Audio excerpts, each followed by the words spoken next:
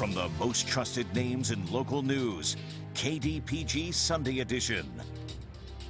Good morning and welcome to the KDPG Sunday Edition. I'm Stacy Smith. Allegheny County is defying a national trend. Almost every public transit agency in this country lost ridership, but not necessarily here. The Port Authority of Allegheny County had one of the largest gains in ridership in 2018. On any given weekday, the Port Authority of Allegheny County carries more than 220,000 people. And the woman in charge of getting all of those riders where they need to go is our guest this morning.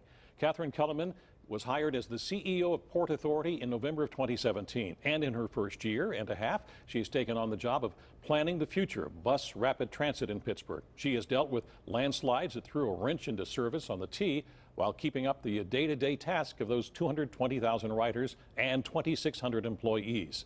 As always, we're joined by Joe Smider of the Pittsburgh Post-Gazette. Ms. Kellerman, thank you so much for being with us this morning on the KDPG Sunday Edition. Thank you for the invitation. Let's just delve right into it. Your budgets have been approved. You're starting to operate like that. We said ridership is up.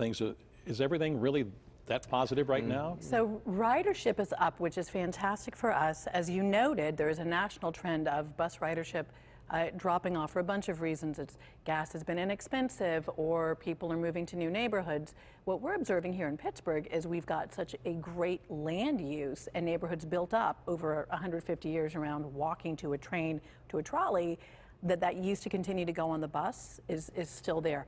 My bus home in the afternoon, the 41, is completely packed, standing room only, and people continue to want to use the service. So this is great. Downside, the more often we stop, the longer it takes us to do a route. So if you're looking at a schedule, we're victims of our own success, and that it's increasingly difficult for us to maintain that schedule. So a big initiative now is how do we balance out increasingly busy buses with an accurate timetable so you know your vehicle's going to get there on time. Obviously, most people would say, well, just add some more buses. That would be fantastic. If I had more buses to add, we could probably put another 200 buses out today. We have over 600 on the street in rush hour and 60 light rail trains. We could probably put out 200 more buses and 15, 20 more train cars, and they would be full. We have a static budget that's built around the level of service that we have right now. So the job then is to find efficiencies where we can. So maybe a bus that was over here can come over here, or we can save some costs so we can get those extra vehicles. But if you move that bus from this spot to the other spot, then somebody else has no bus. That's right. That's right. Do you need more buses, or do you need someplace to put them, or both? Yes, more buses, a place to put them, and then the funding to operate them. So of our budget right now, we can add a little bit more service every year, as we're also making other investments in service quality. So clearly, it's not just the bus on the street. It's the staff to come out at 2 in the morning and clean that bus. It's the pressure washing in March to clean off all the internal gunk that builds up over the winter so it doesn't congeal over the summer. This is just not very pretty stuff, but it's what we need to do to make sure the service meets expectations. It's hiring people so we can paint our rail stations more often than once every 10 years. So there's a bunch that goes into it. How important is the new garage to your plans? Once we add our bus rapid transit corridor in about 2022, 2023, we won't have anywhere new to park a bus. So without a new garage, what we have is what we will continue to operate with. Tell us a little bit more about the rapid transit. I mean, it's been talked about for years. Where are you with the project right now? We are in the stage where we are what's called 60% design. So the design for the entire project is about 60% firmed up. Our next steps are locking down our previous levels of funding commitment. So for instance, for us, we've just had funding restored from Pennsylvania Department of Transportation for our capital funding. What does that look like going out so we can commit that that's there for the bus rapid transit project? Our partners at the city, what are we locking down for them, and also the Department of Transportation. Next step will be taking that to the Federal Transit Administration and showing our design and the funding commitment so we can pursue a grant that would get us 50% of that covered by our taxes coming back from DC. Does this bus rapid transit corridor mean building a new road, taking out houses, anything like that? No, no, no. So there will be real estate transactions, but they'll probably be for 6 inches of an easement so we can put down a better bus pad. It's on Forbes and 5th and the Uptown area. This is a very busy corridor. There's nothing that would be, what do? You can't take a business and then take part of the business. That would first be counter to the principles of improving our neighborhoods. And second, it's not something that we need to do. We're not looking to create a big corridor. It already is a big corridor. We're looking at what can we do with technology to improve how quickly not just buses, but cars get through there. Right now we have a bus every 1.8 minutes running by CMU, which is great if you want to get that bus, but if you're the bus behind that bus and that bus is late, or you're trying to turn right and you're behind that bus, it's not a really smooth trip. So the goal here is to make it faster, not just for the folks riding the bus, but for everyone coming through this corridor. One of the things that's been said about you is that you're very careful to listen to people, that you're very careful to listen to the people who use the Port Authority services. What do people tell you they want? It's a really basic thing. It's, you know, here in transportation, you'll hear folks talk about autonomous vehicles. You know, a few years ago it was Uber and Lyft. The folks who ride our services, not just here and around the country, you want reliable service, you want a clean bus, you want a dignified experience, you want your operator to be able to interact with you positively, you want to know your fare is working, probably paid before you get off the bus. 88% of our folks are catching a bus, unlike Philadelphia, where it's probably 50% train and 50% bus. So what we hear strongly from our patrons and folks who want to take our service is just clean and reliable and get us there when we say we're going to get there. Take out the sticking points. But that's a great observation.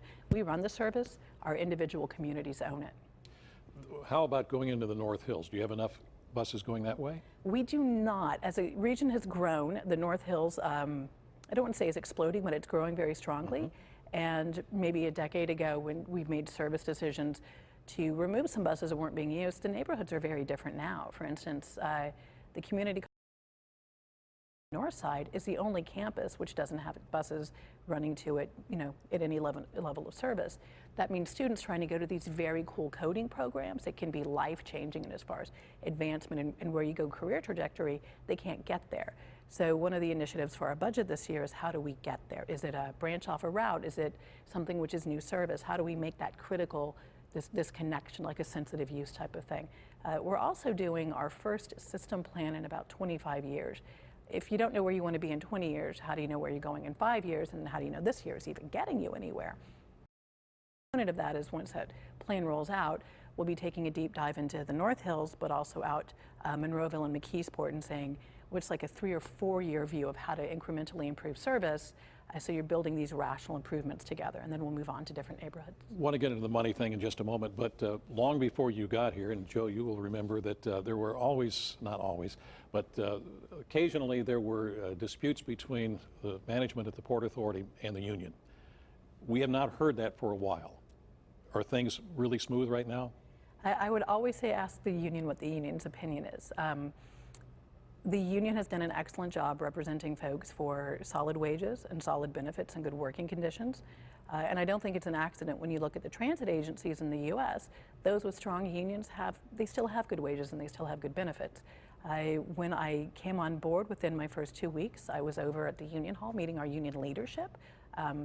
They've been very responsive. They've been good partners in that I'm coming in to do things pretty differently than we've done them before, and they have seen a lot of different management come and go. So of course there's a lot of, yes, you can walk in and tell me you're going to do right by us, but show me that you're going to do that. I think there's a lot of trust building and going on with relationships. I think you've done something your colleague Karen Hacker at the health department has done, and that is sort of lay the administrative infrastructure for growth. And you've brought some people in to fill some important positions. Can you talk about what you've done in that regard? Well, first, any comparison to Karen Hacker makes my day. And we will definitely be poorer as a region when she leaves, but better off for her having been here. I think she's fantastic. That's another good observation. What is the role of a CEO? The role would be empower the team, set the vision, go get the money. That's not the same thing as necessarily being there every day. So who are the people who will be there every day to be this sort of liaison and make sure we're all on the same page? So we have a Chief Information Officer, Jeffrey Devlin, who is local. He joined last year. He was the first permanent hire to our C-suite. Earlier this year, he had an editorial from the Post-Gazette that it's the first time I think I've seen a transit CIO featured in an editorial for his team's work, rightly deserving credit of looking at what's the future on fare payment, what can be on your smartphone, but how is it equitable so everybody can go along with this? So it's not just that he's competent, it's these shared values of what kind of place do we want to be, a focus on excellence and the competence as well. We've also brought in a fantastic chief development officer from Seattle. He actually said, I've been in a place that's flush with cash and I'd like to see how the challenges are without money. And I said, come on down. But he's got 14 years in a wonderful, well-organized system, growing and planning for growth. And he's not leaving yet then? No, not yet. His son has just completed his freshman year at Penn State, so knock on glass. And also well received because he's been out in the community too. Again, we can't build service without talking to the people who will ride it every day and who drive it every day, and the small businesses that we can make successful who are in these communities if we don't have those conversations. We only have a couple of minutes left here, so you mentioned something, and that is about the way people now. Is that going smoothly, you feel? We have definite room for improvement. So we've got the Connect card that is, it's dumb technology in that it's not plugged in Wi-Fi and always talking the way maybe your debit card is. And we need to improve that process. So can we get Wi-Fi on the buses, not just so you can watch, I guess Game of Thrones is off, so whatever anybody watches, but it can improve the fare interactions, make it easier for folks who have cash to be able to either load their card or get a mechanism. So we're trying out a whole bunch of different things. Right now, you may see people on buses with a blue bracelet. It has their Connect card in it. It's called a Connect band.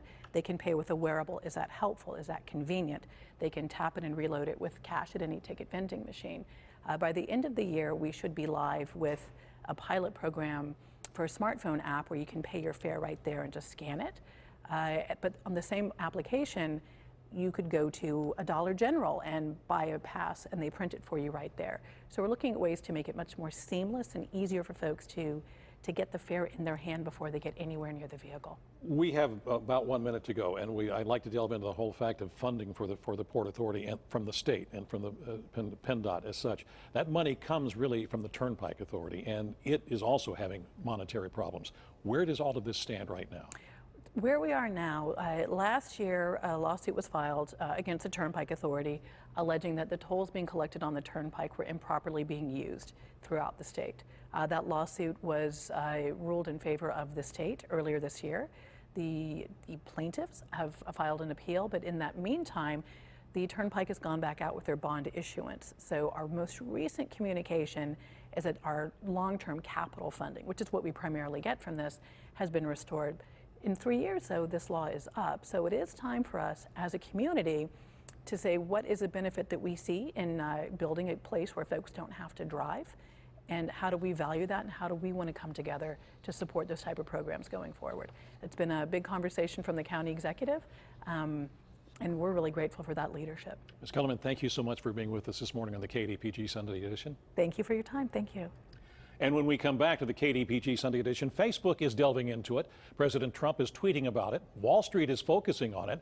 And we will have an expert from Carnegie Mellon to talk about it. Find out what it is when the KDPG Sunday Edition continues.